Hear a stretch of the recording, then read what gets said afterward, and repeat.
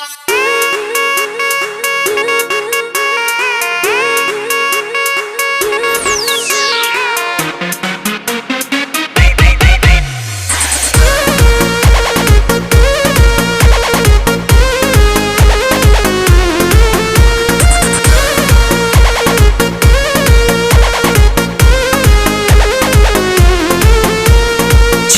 जवानी के उड़े दहो, मनवा से मनवा के जुड़े दहो।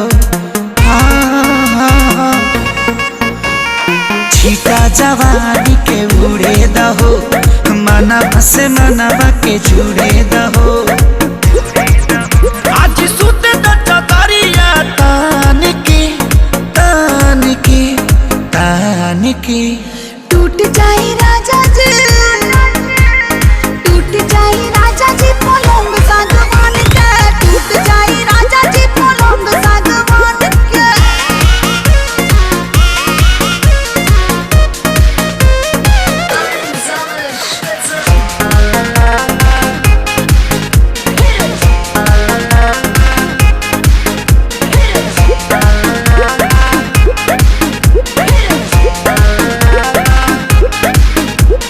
छुए द बदन के, देखो न कटन के, चादर बिछा देहनी।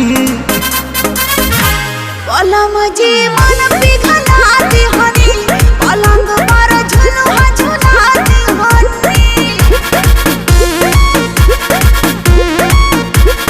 छुए द बदन के, देखो न कटन के, चादर बिछा देहनी।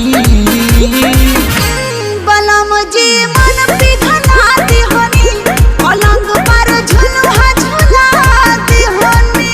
परियार बाटे बेडिया फान के फान के फान के।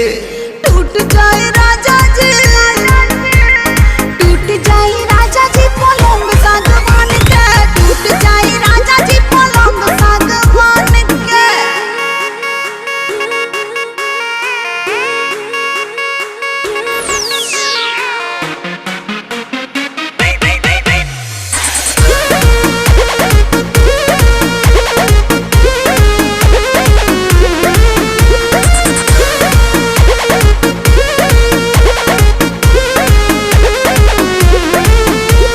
बने त बेसरमी, देहिया में गरमी पैठे लागी हो। कमरिया ऐठे लागी हो, नस नस बैठे लागी हो। बने त बेसरमी, देहिया में गरमी पैठे लागी हो। कमरिया ऐठे लागी हो, नस नस बैठे लागी हो। तू बहाना न बनावा, सब जान के जान के जान के।